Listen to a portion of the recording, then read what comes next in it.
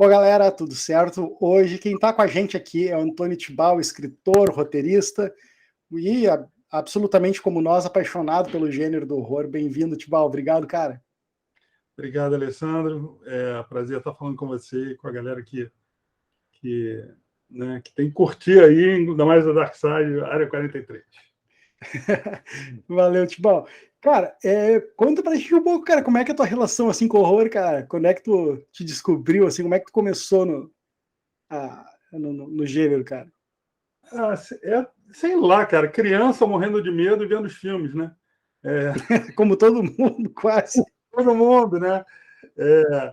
Não sei, cara, é difícil até pensar assim, primeira relação. Eu me lembro, obviamente, algumas coisas para criança com aquela pitadinha de terror, né? Eu me lembro de uma animação de stop motion clássica, que é a Festa do Monstro Maluco, que anos depois eu até consegui comprar, estão lançando agora umas edições lindas de trilha sonora de filme. E aí é um stop motion tipo Extremo Mundo de Jack, assim, que passava na sessão da tarde, que é um carinha que para numa ilha que só tem caveira e vampiros e homem invisível e coisas do tipo. E aí eu não sei, aquela coisa de, na época, alguém arrumava uma fita VHS e a gente ia assistir Sexta-feira 13, versão sabe-se lá qual, fazia pipoca e via junto, e começa um pouco por aí. E aí, assim, até uma lembrança interessante que eu tenho, cara, eu lia muito quando era criança, e sempre gostei de ver filme, mas adolescente eu fiquei mais nos quadrinhos só, né? Até um belo dia, cara, que eu, sei lá, 16, 17 anos, estava fazendo cursinho pré-vestibular, e o professor, que o objetivo o método dele era contava histórias de livros que podiam cair na prova, né? E aí eu me lembro dele falando de romantismo, falando de Noite na Taverna, do Álvares de Azevedo. E eu assim, peraí, pode escrever um livro sobre isso? Tipo, livro com necrofilia, com canibalismo, né? Pode cair na prova? Aí eu saí do cursinho e fui comprar o livro e dane-se o vestibular, né? Eu queria ler. E aí eu acho que daquele momento em diante, quer dizer, os filmes sempre me acompanharam, né? Mas a literatura, de uma certa maneira, até que me trouxe de volta a voltar a ler livros, vamos dizer, formais, que não fossem apenas quadrinhos, foi um texto, de terror romântico do século XIX, saca? E a vida inteira rato de locadora, né, fã disso que a gente adora tanto, né? Pois é, e aí dessa paixão assim para partir de fato para ir para o outro lado do balcão, assim, de consumidor para criador, cara. Como é que foi isso, cara? Eu passei muitos anos assim, aquela história de vou arrumar um emprego sério, né? E aí eu fui trabalhar com propaganda, que era, acho que na minha geração, a maneira de você queria fazer cinema, mas não, né? Ninguém fazia cinema com exceção de meia dúzia de pessoas. Queria fazer literatura, mas não se, né? Ninguém vende livro no Brasil, não sei o quê. Aí você tinha um emprego sério, fui fazer propaganda, e foi legal porque me obrigou a escrever, né? Você aprende o ofício de estar escrevendo, né?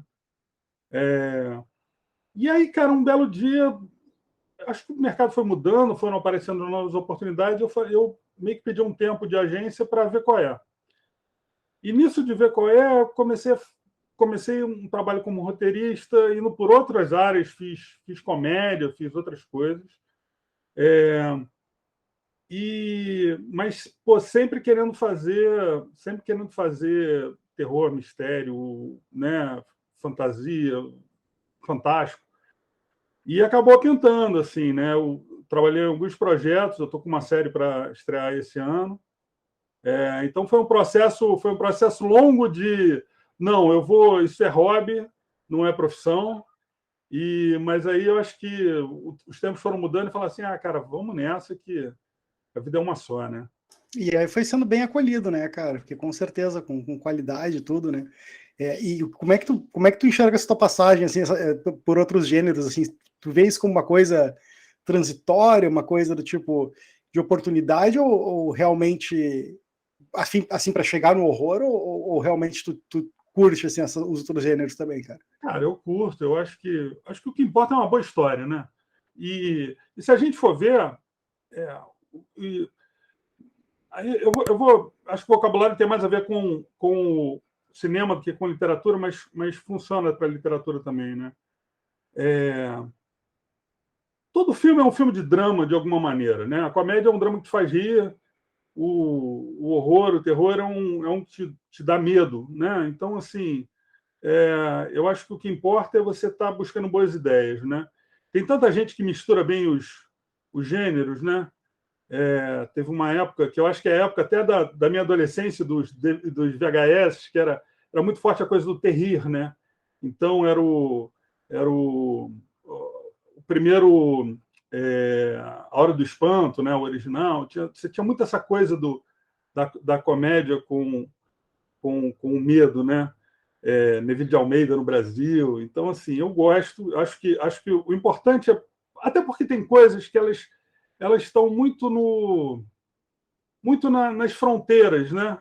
É, às vezes, é, às vezes o filme ele entra numa classificação de gênero por uma cena, uma sequência que é muito importante, né? E tem autores que fazem de tudo. Então, assim, eu fiz recentemente, eu traduzi um livro para Darkside e fiz um capítulo extra do Halloween, né?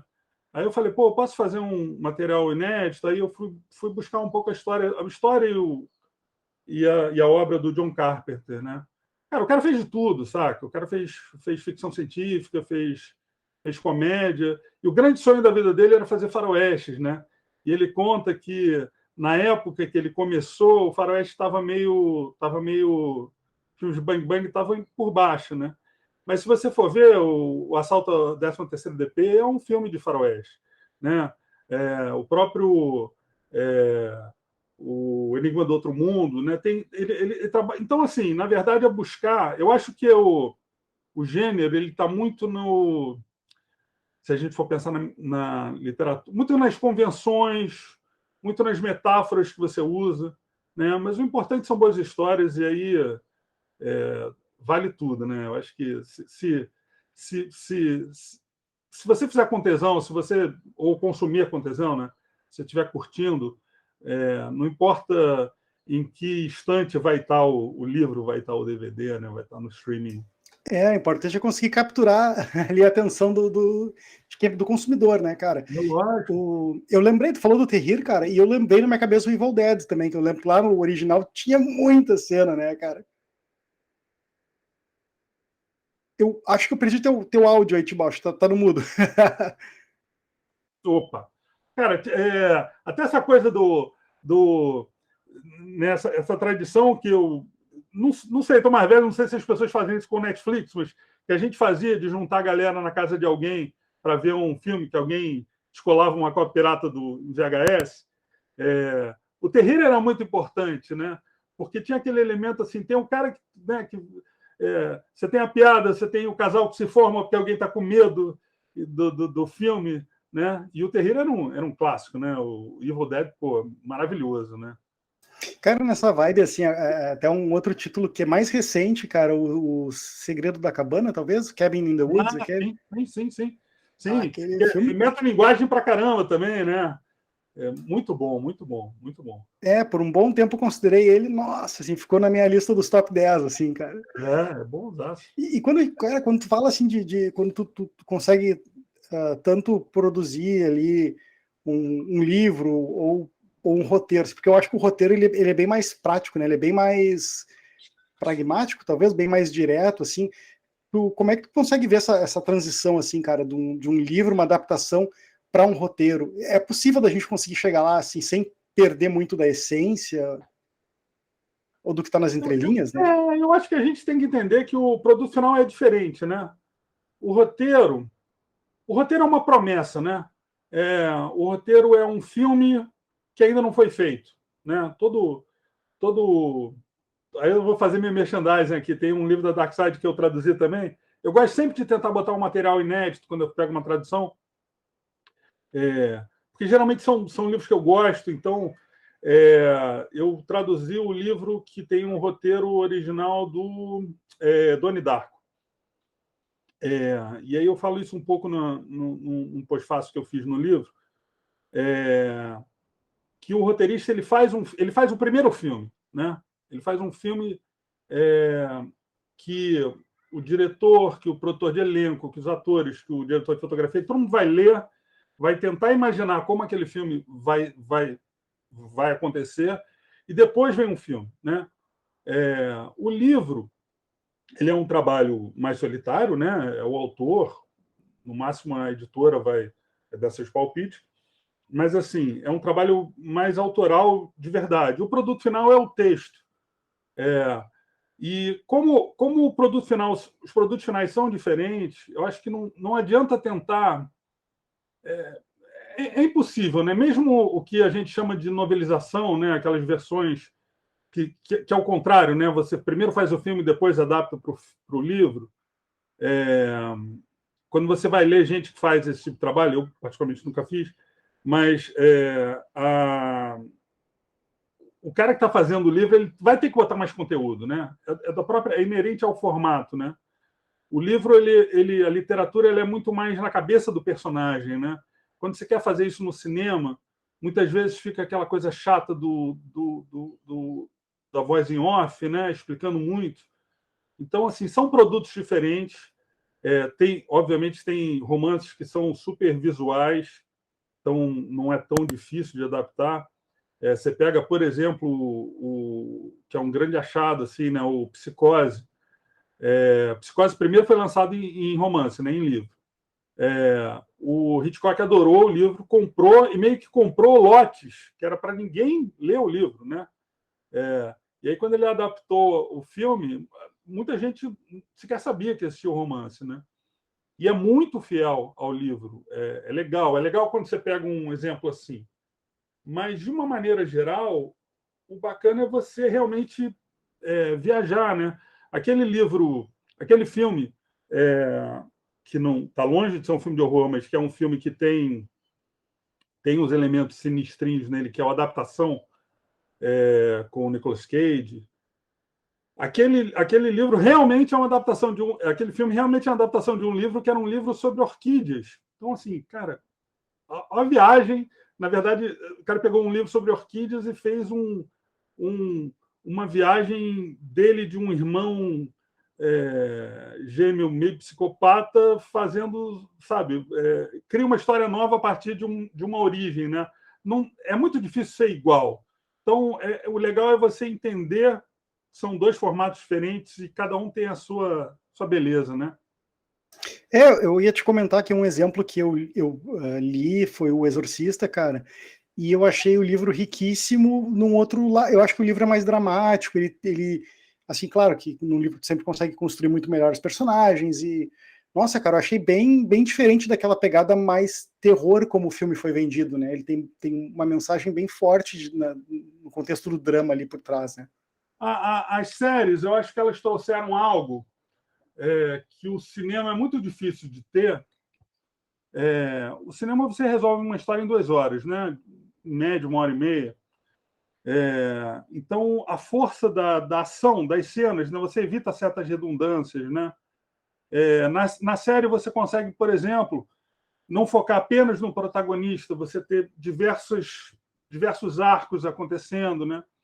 E no livro, quer dizer, um livro não tem necessariamente um formato certo, né?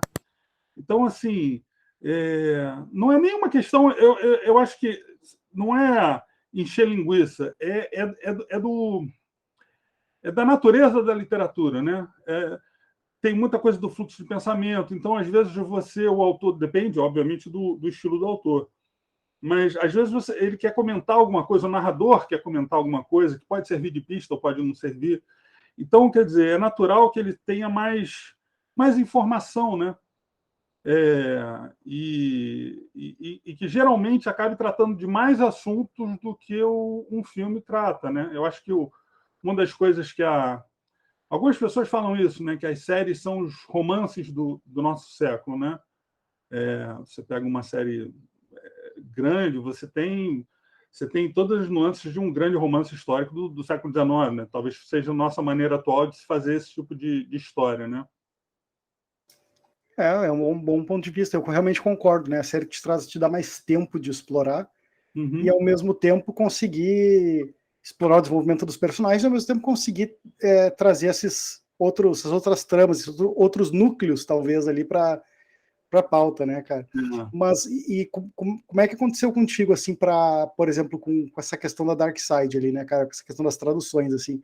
Tu já trabalhava com tradução e aí teve a oportunidade de entrar para essa parte da Dark, para esse time da Dark ali no horror? Como é que aconteceu essa tua entrada? Não, o primeiro livro que eu traduzi na vida foi a coleção de Secando deles, foi um livro deve estar fazendo 10 anos esse ano, ou ano que vem. A Dark está fazendo 10 anos agora. Esse livro eu acho que é de 2013, que foi um livro sobre o massacre da Serra Elétrica.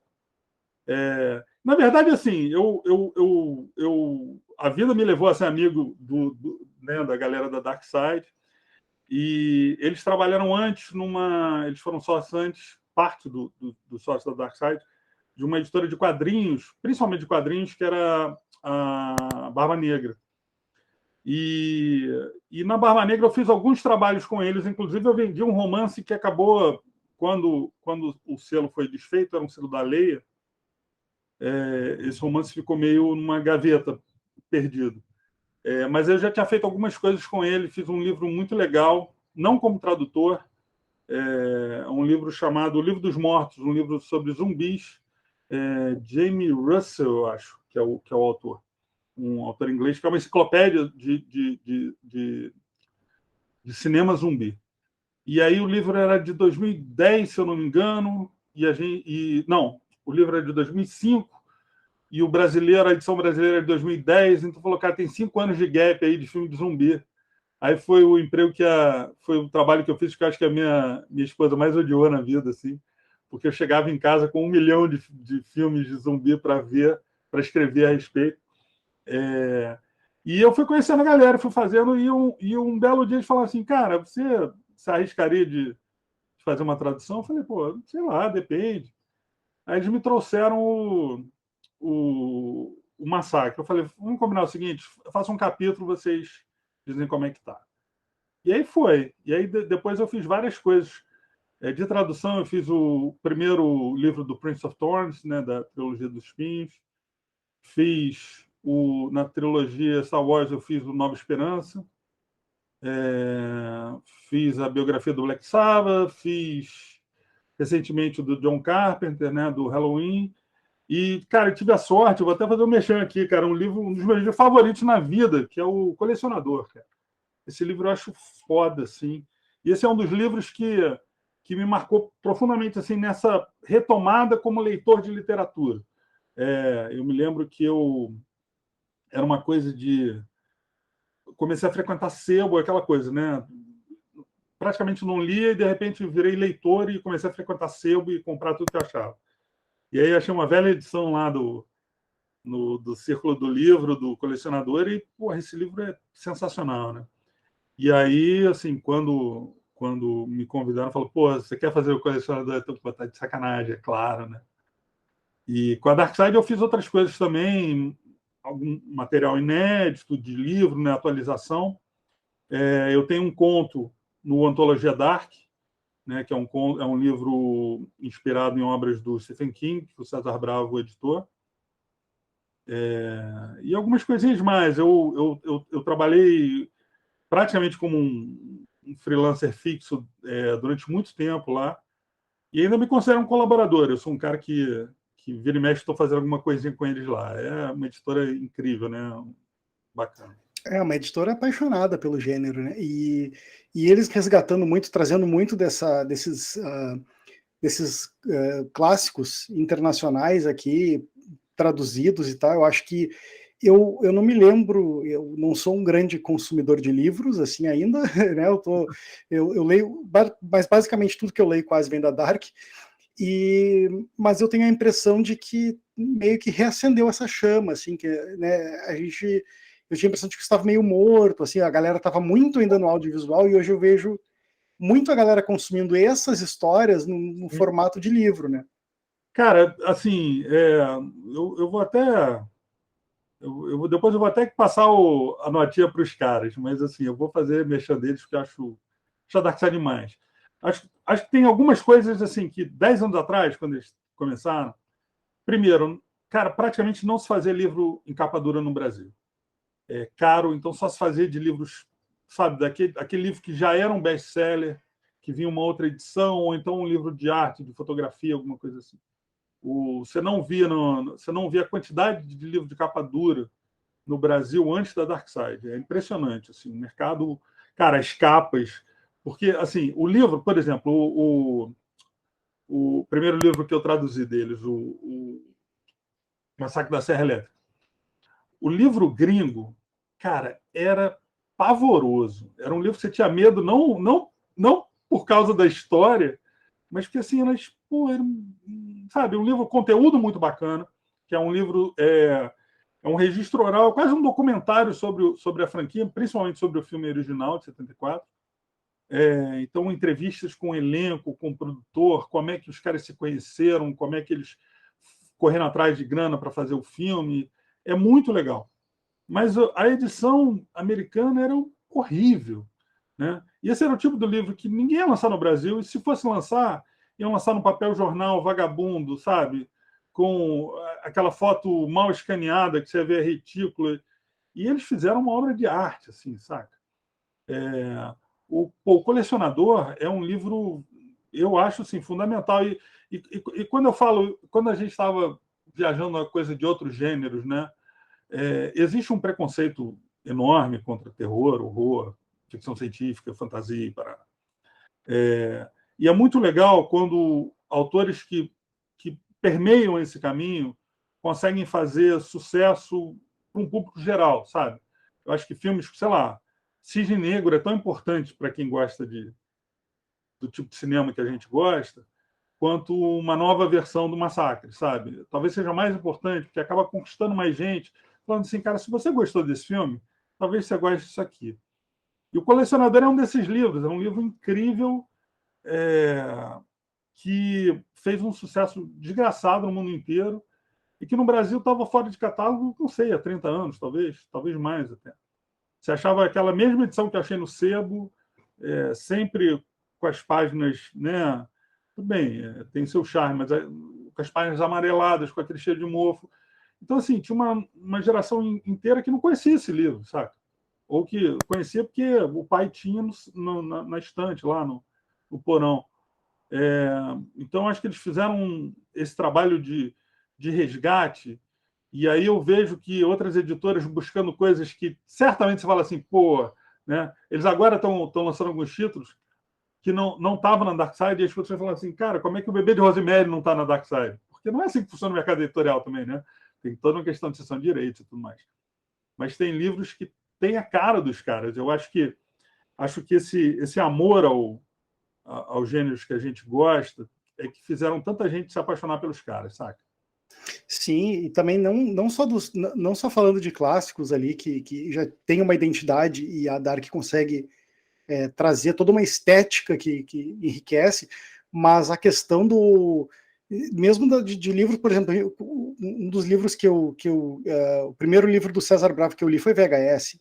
E quando tu abre o livro ali, até comentei com ele, tu vê os recortes dos jornais, tu vê o mapa, tu vê, cara, é todo um trabalho, é todo um cuidado que realmente influencia muito na tua experiência como leitor. O DVD, que vem o DVDzinho dentro ali para marcar as páginas, cara, e os livros mais recentes também, ali o livro da Paula Feb também, da Verena, O Morto Não Fala, cara, o que é aquele trabalho artístico que tem ali, né? Acho que isso só enriquece o que o autor está colocando ali, né? Que nesse sentido, eu acho muito legal essa mentalidade de que vai além do texto, né? O texto é a alma de qualquer livro, mas vai além do texto, né? Porque no final das contas, pode parecer um pouco viagem isso, mas a capa não deixa de ser texto também, sabe? Ela tá te transmitindo alguma coisa. Se for bem feita, se não é simplesmente sobre o que é o livro. É fantasma, vou meter um fantasma. Né? Se a pessoa que fez a capa lê o livro e consegue achar um símbolo ali que, depois que você lê, você fala assim, pô, agora entendi essa capa. Isso é muito bom, né? Isso é um brinde, né?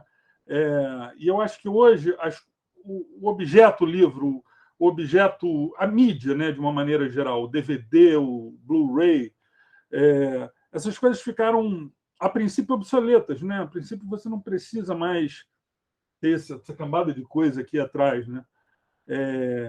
Mas eu acho que quem gosta tem um pouco do... Pô, não é só o texto que eu podia estar lendo num Kindle, né? É uma notícia de jornal que, a princípio, é só uma ilustração, mas não é. Se você tiver saco de ler, é mais do que uma ilustração, né? Eu acho que esses detalhes são tão legais, né?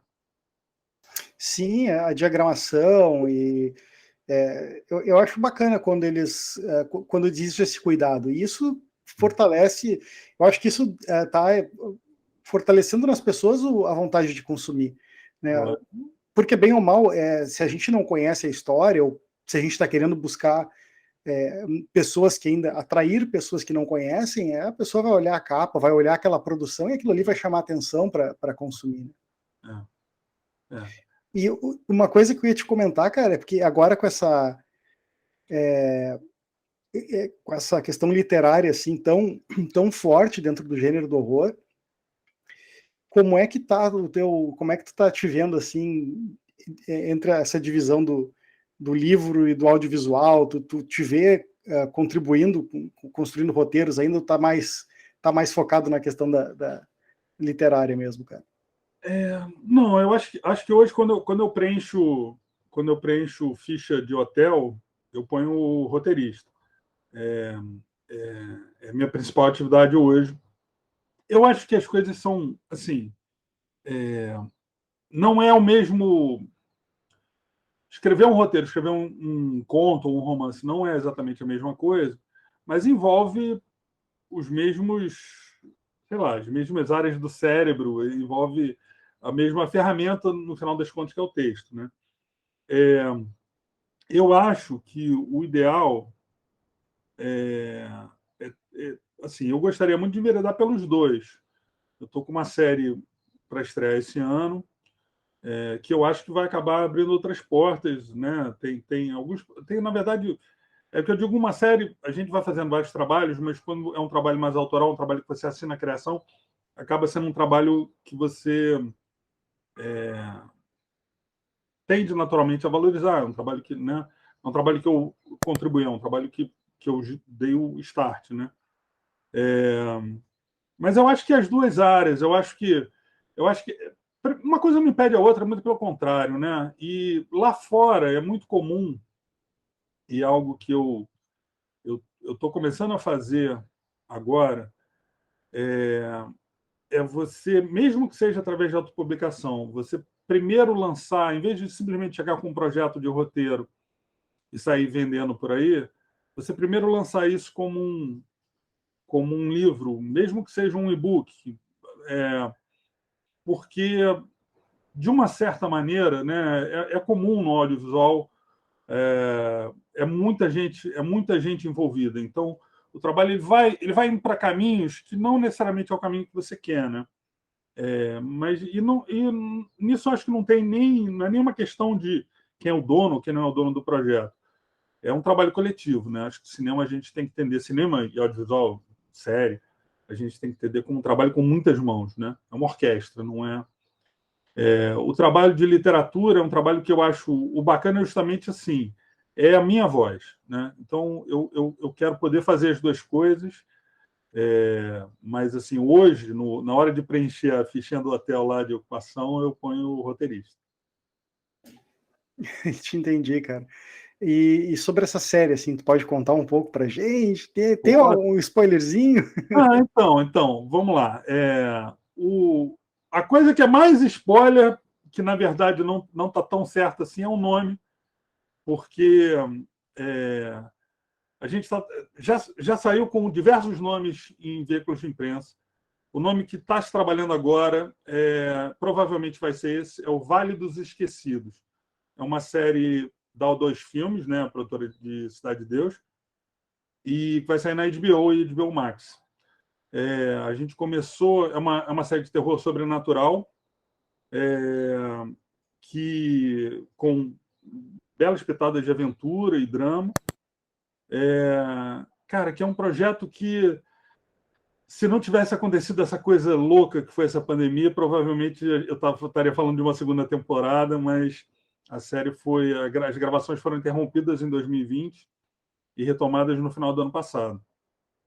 O material todo já está gravado, né? E agora eu estou vendo, eu já assisti toda a temporada no que a gente chama de um primeiro corte, que é um corte para a HBO, para aprovação da HBO, discussão de alguns detalhes. E uma vez que esse corte, que essas edições estejam aprovadas, aí entra todo um material de pós-produção, de colocação de efeito, de acertar a trilha sonora, mixagem e tudo mais, e marketing, né? Então, assim, eu ainda não sei dizer a data de lançamento. Eu acredito que é segundo semestre desse ano. Olha, cara, que bacana. Esse aí nós já vai entrar para fila aqui para a gente assistir. E como é que, cara, eu fiquei curioso assim dessa parte mais pessoal, assim, tipo, quando tu escreve um roteiro ali, aí virou uma série, né? Onde é que tá a felicidade do roteirista, cara? É quando tu vende, é quando tu assiste e tu diz, nossa, cara, era exatamente assim que eu pensava, ou tu participa também do processo de produção, junto com o diretor, como é que funciona essa parte, cara? Cara, é louco, assim, porque, na verdade, assim, uma coisa que eu estou aprendendo a duras penas, estou há uns 10 anos no audiovisual, é que as coisas andam muito lentamente, porque é muito dinheiro envolvido e muita gente envolvida.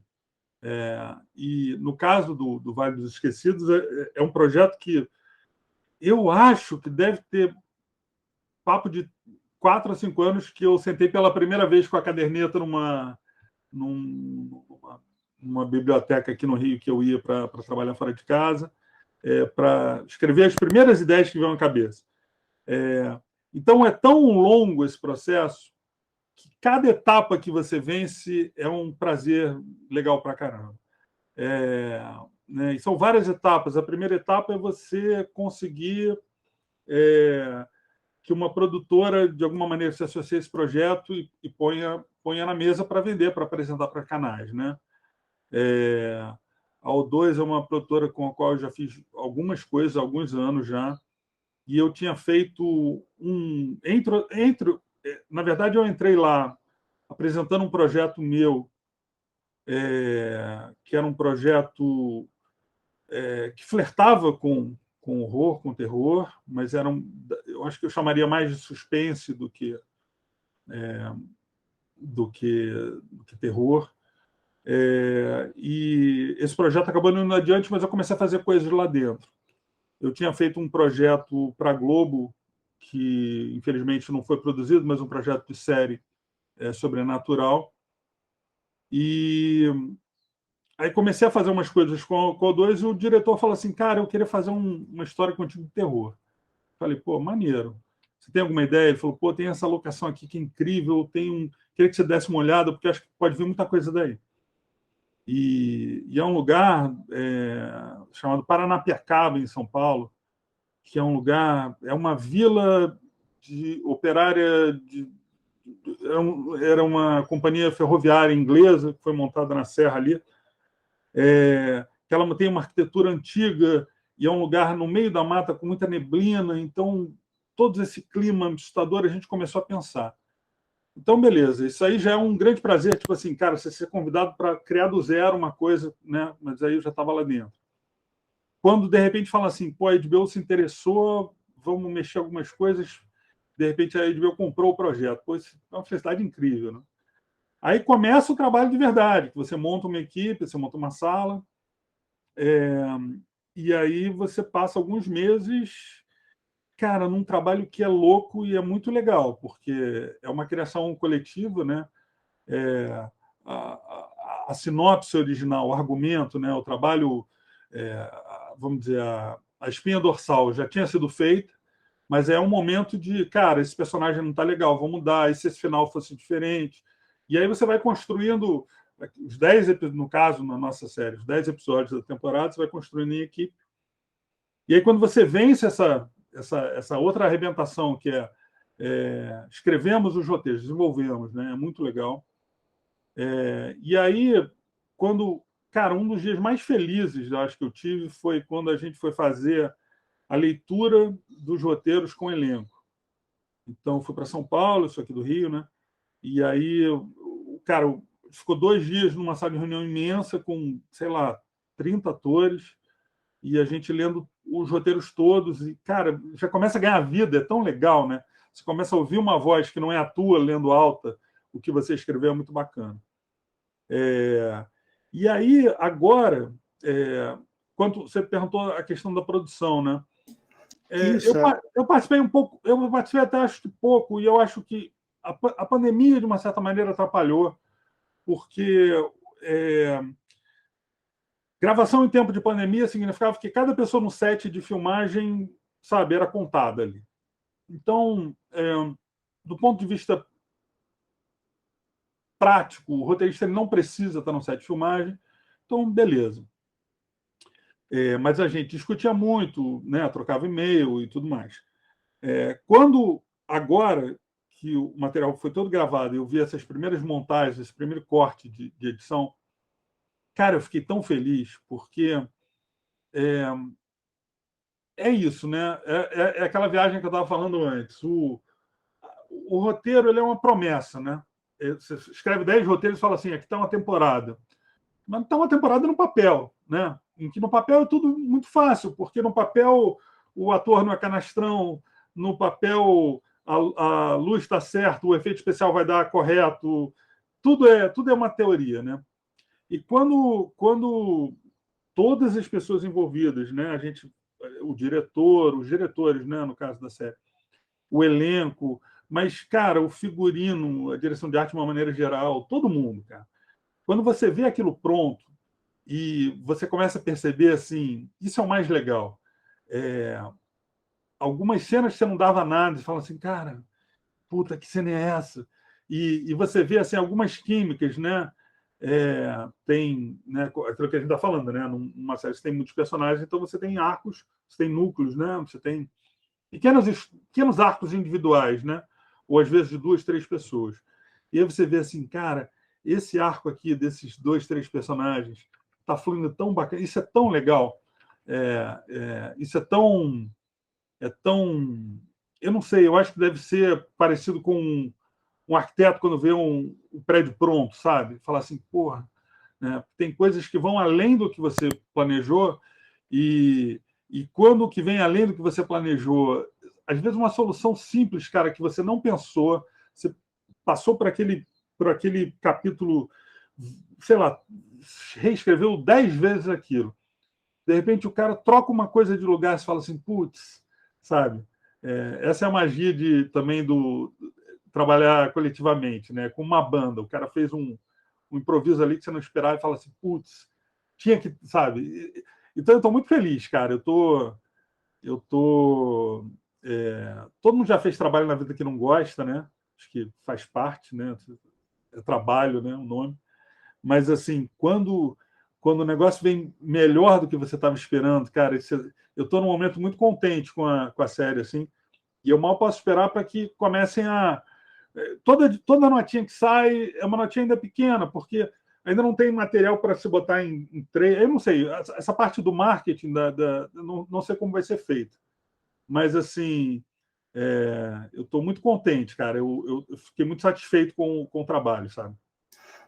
Cara, não, de fato, eu fiquei super entusiasmado aqui te ouvindo, cara, porque contagia, assim, a gente vai, você estava falando, eu estava meio que vivendo aquilo aqui, né, e assim, como é que funciona, assim, mais e isso é bem, bem pessoal, assim, né, esse entrosamento, por exemplo, com o diretor, com a criação do storyboard, porque eu imagino, assim, que eu não sei o quão recorrente isso é, né? Porque minha experiência escrevendo roteiro é zero. Aham. Mas quando tu escreve, tu tá vivendo aquilo na tua cabeça. E daqui a pouco, conseguir traduzir isso num audiovisual da maneira como tu visualizou, pode não ser... Cada diretor pode ver de uma maneira, ou dar uma ênfase em algum ponto diferente, cara. Como é que funciona isso, assim? Depende de muito entrosamento, muito diálogo, ou é mais ou menos um pacote fechado, assim, tipo, tá aqui... Cara, tem de tudo, assim. Eu já fiz trabalho, principalmente quando esse trabalho é assim, criação, então eu sou mais responsável pela história do que outros trabalhos, quando, por exemplo, eu sou convidado para fazer parte de uma sala de roteiro. Quando você é contratado e, vamos dizer, o argumento principal já existe, você contribui, você participa, e é muito legal, mas você tem muito pouco controle sobre o que vai acontecer. Às vezes já aconteceu, sei lá, uns sitcoms que eu fazia, de olhar e falar, quase falar assim, esse episódio foi o que eu escrevi, sabe? Porque a coisa está tão diferente que... Mas eu acho que depende de cada dinâmica, né? Eu estou muito feliz com esse trabalho da O2 e da HBO, muito feliz mesmo. E eu acho, cara, que a gente tem que ver... Outro dia eu estava viajando com um amigo meu sobre isso, assim. O trabalho do roteirista é um trabalho meio platônico, sabe? A gente idealiza uma coisa, né? A gente escreve um documento. Quando você pega um livro de roteiro, esse por exemplo, do Donnie Darko, é bem legal. Não é um exemplo perfeito, porque o diretor é o roteirista, no caso, né? O Gene Kelly. Mas o roteirista ele faz uma promessa, né? Ou seja, você conta uma história, mas, cara, que você vai ter que montar cenário, vai ter que chamar elenco, você vai ter que pensar no catering que vai servir as pessoas que estão naquele dia, como é que você vai alimentar o cameraman e a galera que está, sabe? É uma estrutura gigante. Então, assim, é um trabalho coletivo. É um trabalho que, teoricamente, o trabalho do roteirista ele acaba e aí o dos outros começa. É óbvio que você vai fazendo alterações, até porque no ensaio isso não ficou tão legal, então a gente tem uma oportunidade de mexer. Quando eu te falei, por exemplo, que a gente fez a leitura coletiva dos roteiros, tinha uma personagem que ela xingava sempre da mesma maneira, né? E estava no diálogo, né? Eu e os outros roteiristas botamos aquilo. Então, tudo era filha da puta, filha da puta, filha da puta. Aí ele falou assim, cara, tá meio ridículo esse, sabe, essa quantidade. Era quase que assim, em vez de botar assim um palavrão aleatório, aí eu falei assim, cara, eu tenho uns dias aqui para eles começarem a gravar, vamos dar uma revisada. Aí eu revisei os diálogos dessa personagem, tipo assim, cara, não precisa do palavrão, vai ser sempre o mesmo palavrão, sabe? É besteira, mas assim, você tem a oportunidade de mexer em certas coisas que você só percebe. É um pouco como quando você escreve um texto e não lê em voz alta. E quando você lê em voz alta, você fala assim, opa, estou repetindo palavra aqui desnecessária. Então, sempre tem coisas que você vai mexendo. Mas a verdade é assim,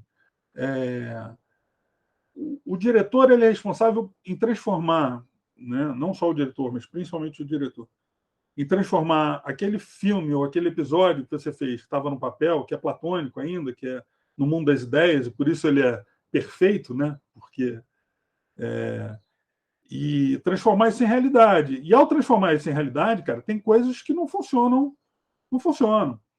E aí, tem coisas que funcionam, mas talvez possam funcionar melhor de outra maneira.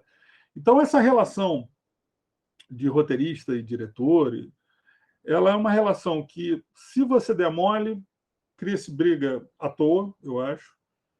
Mas quando você tem a sorte de trabalhar com gente bacana, cara, é muito legal, porque é isso, sabe?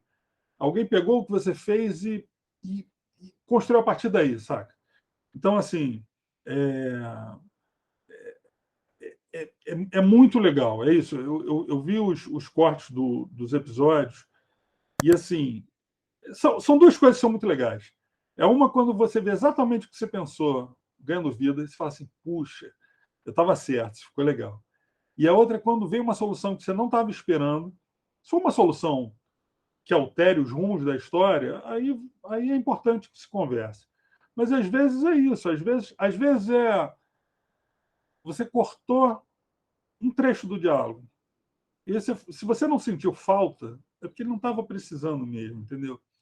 Então é muito legal é muito legal essa construção coletiva e você vê assim, porra, cara, eu não imaginava que podia ficar assim, sabe? Isso é muito, muito bacana. Cara, e esses diálogos, assim, acontece, não sei com que frequência, mas acontece do elenco ter a autonomia de daqui a pouco improvisar alguma parte, ou, sabe, de repente aquele ponto ali que o cara já absorveu tanto do personagem, que ele consegue, talvez, trazer uma outra contribuição, porque isso acaba meio que divergindo do que está escrito, né, literalmente, mas isso gera algum... como é que tu enxerga esse tipo de situação, cara? Cara, isso depende muito do. Isso depende muito, né? Tem ator que é famoso por só fazer caco, né? Eu acho comédia isso é muito comum, e eu acho também assim, comédia, se você não riu, se era para ter uma piada ali e ninguém riu, é que talvez o texto não tivesse legal, né? Então eu acho que ator de comédia tem muita sensibilidade de, cara, essa piada não tá bacana, eu vou puxar outra. O que eu acho, e aí assim, aí depende. Sempre alguém vai ter uma palavra final, e isso vai depender da hierarquia lá dentro. Lá fora é muito comum essa figura do showrunner, que no Brasil a gente chama de showrunner, mas ainda não está tão consagrado que nem lá fora. E lá fora o showrunner quase sempre é um roteirista, né? O que eu acho que deve se evitar são as mudanças que são ou conceituais ou de estrutura, sabe? Mudar uma palavra, sabe?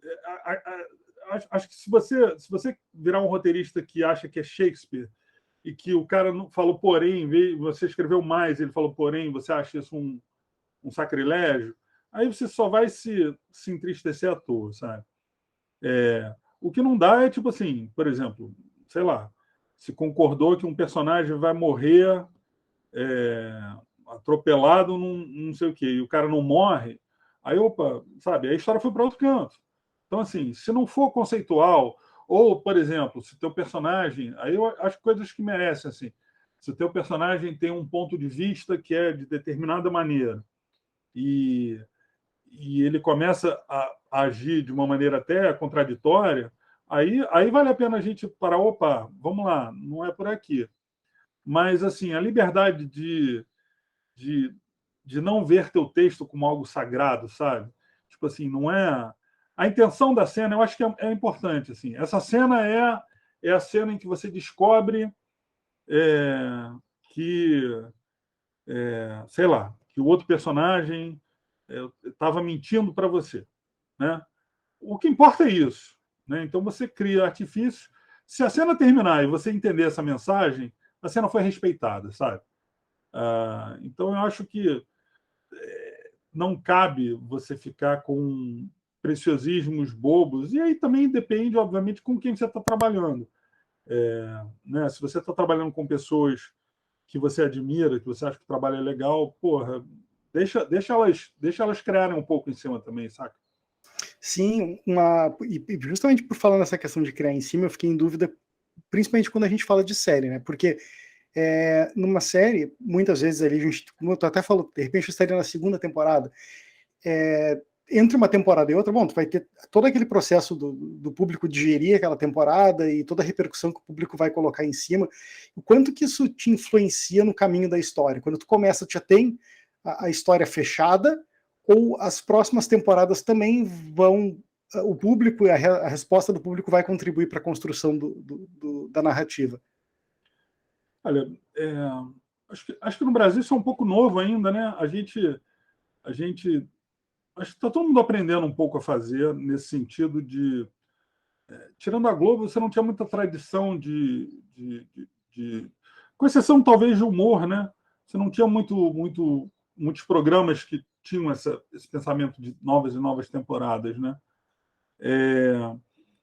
E eu acho que a gente está aprendendo um pouco, vendo como se faz lá fora, e está todo mundo fazendo. Quer dizer, as séries que estão chegando em segundas temporadas e terceiras temporadas no Brasil as pessoas estão vendo como passar por isso.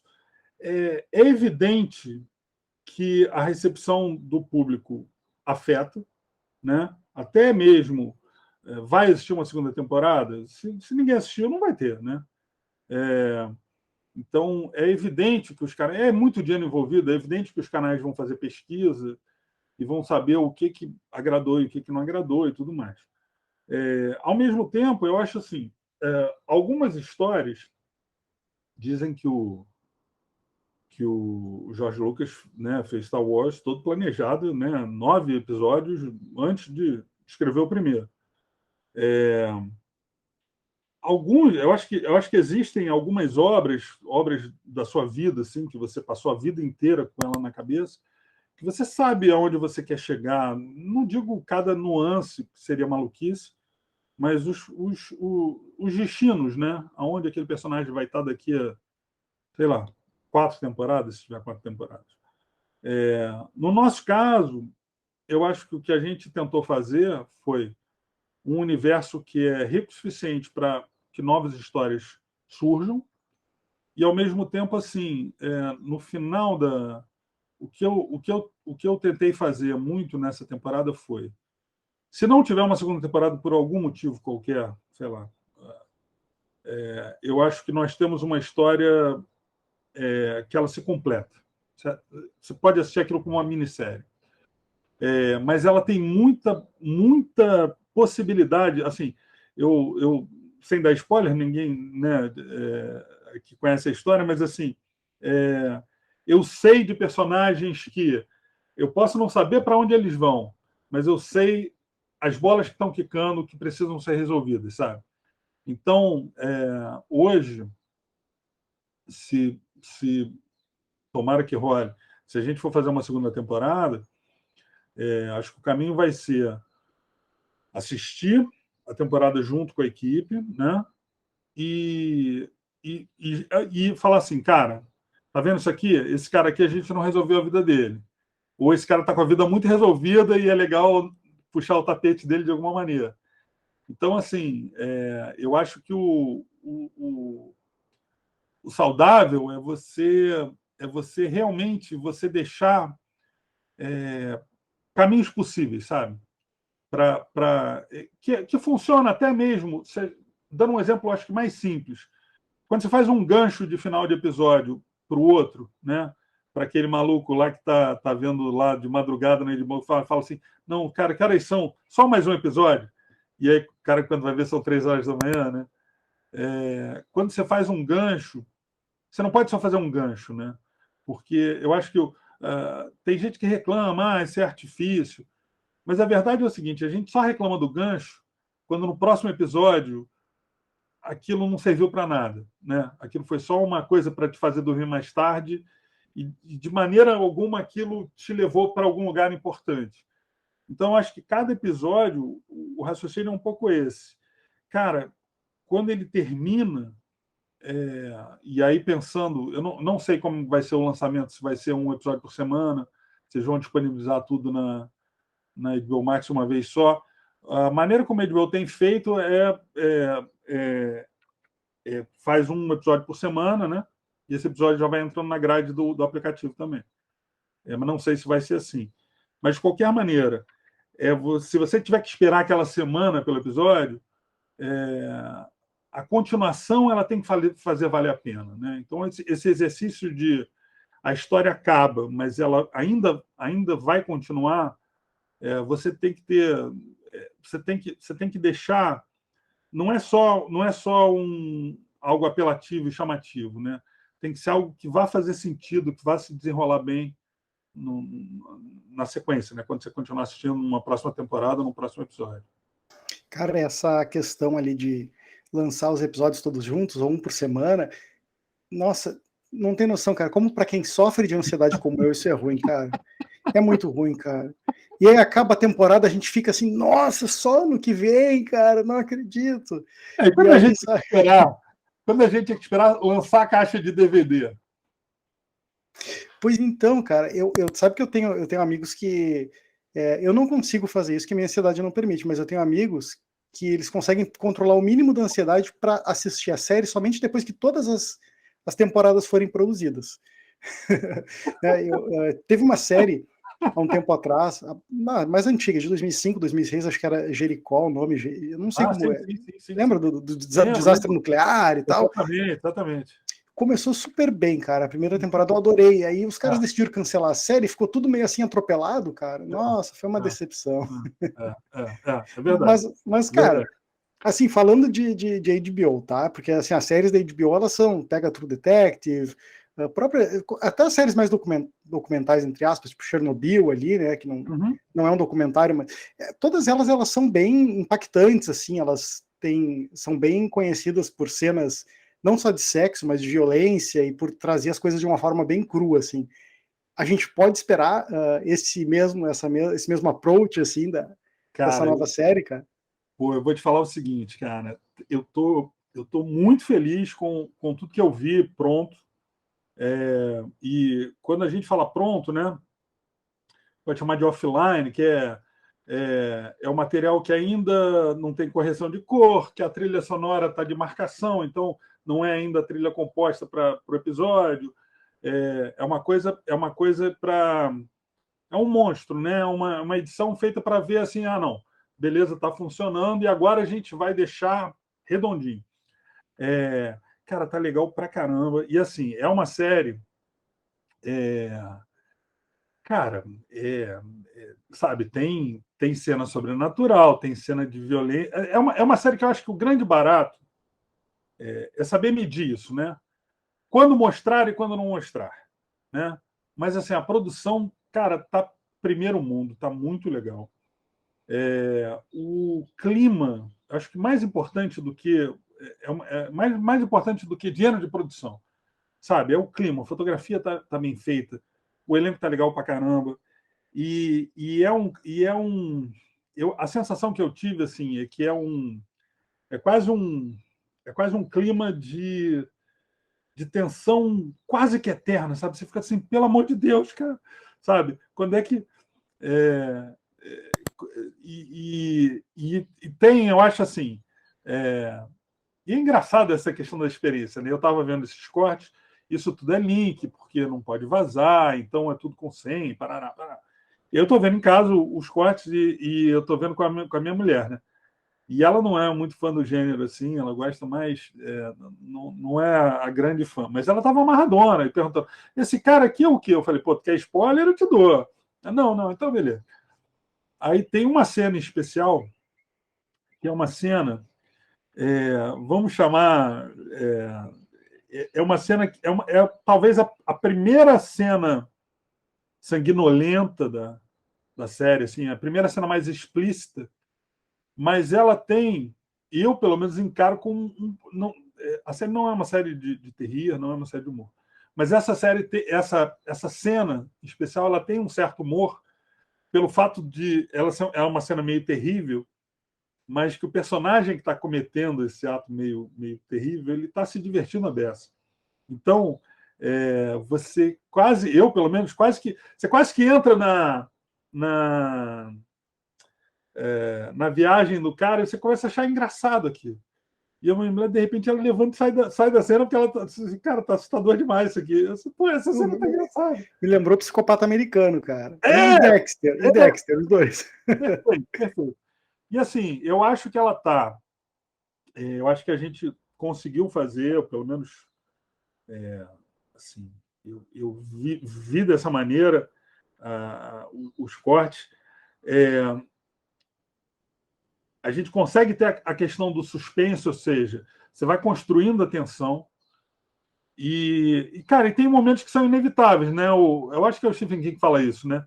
Tem um monstro atrás da porta, mas em algum momento você tem que abrir a porta e deixar o monstro entrar.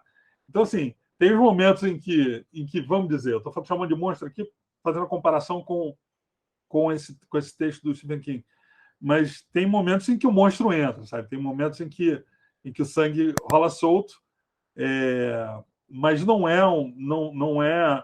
Eu acho que seria muito difícil também fazer uma série que fosse essencialmente gore, entendeu? Porque aí também cansa, né? Eu acho que esses momentos, eu vejo muito assim, esses momentos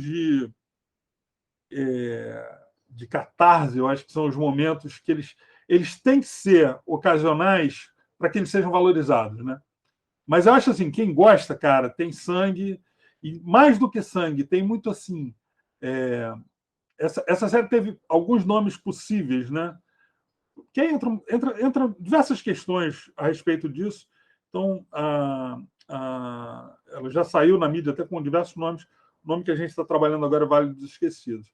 Até muito pouco tempo atrás, tem algumas matérias que se referem como a névoa, porque realmente é um lugar, o nevoeiro, a névoa do lugar onde realmente foi gravado, ajudou até a criação da série, né? Porque gera um clima muito interessante. E eu acho que a questão do nevoeiro, e até aqui contando uma história interessante de produção, quando a gente foi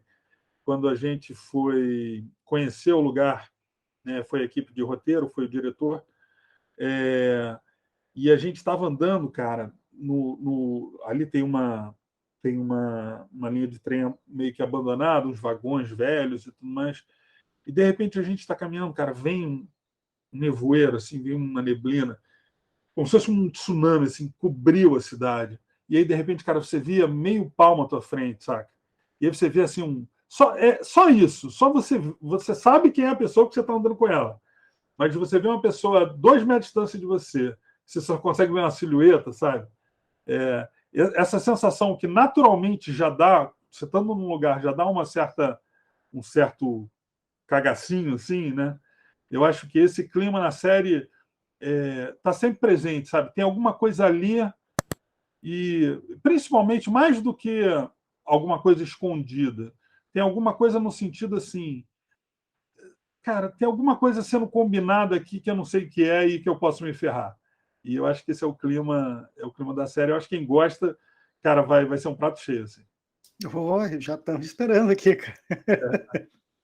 Olha, cara, só uma coisa eu te prometo, cara. Se acontecer de rolar uma dúvida muito grande, cara, ali no meio de uma madrugada aí que eu estiver assistindo os episódios, cara, não repara se chegar uma mensagem para ti às 3 da manhã. Cara, pelo amor de Deus, o que acontece aqui? Maravilha, maravilha. Não, isso é muito legal, cara, porque é difícil pra caramba, né?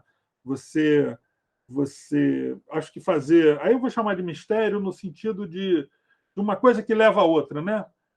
Independente não é uma trama policial, por exemplo, mas fazer que as peças se encaixem e que não seja uma maneira óbvia e forçada é um grande desafio, assim. E quando parece que vai, é muito gratificante, assim, cara. E Lost está aí para provar, né, cara? Algumas coisas se encaixaram super bem e outras ficaram assim meio malucas, né?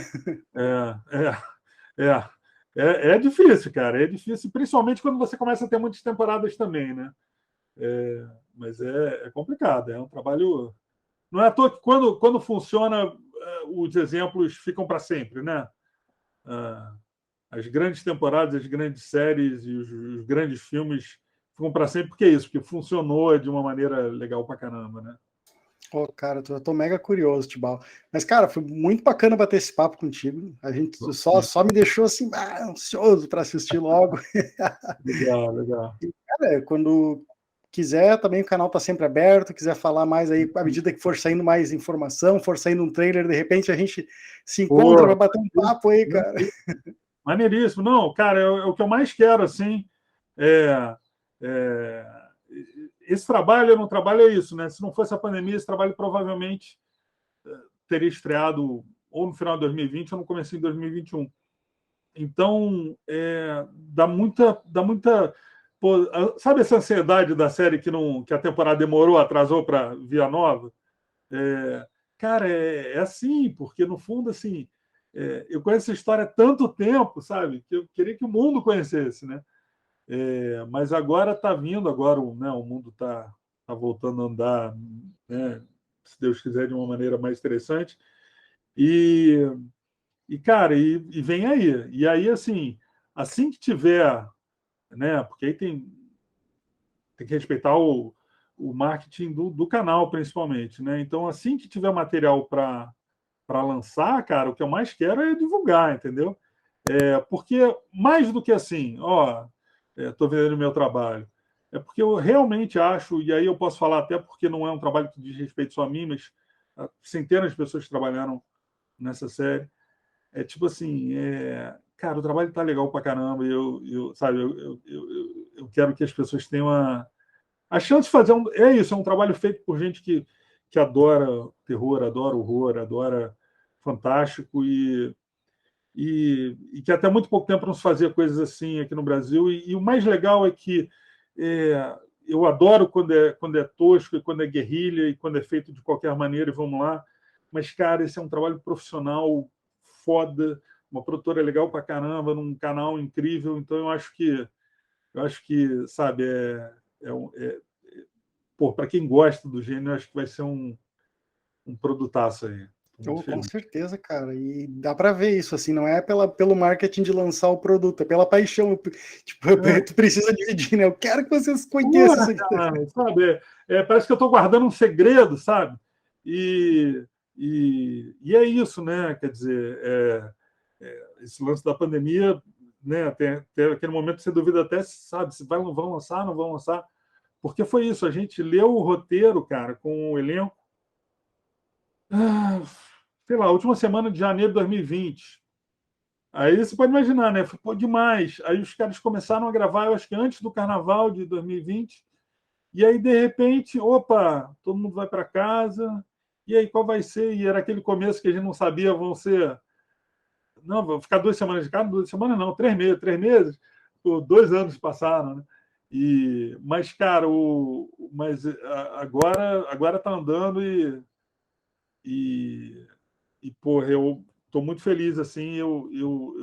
Assim que eu tiver material para, né, que a produtora falar, cara, vamos divulgar, vamos divulgar.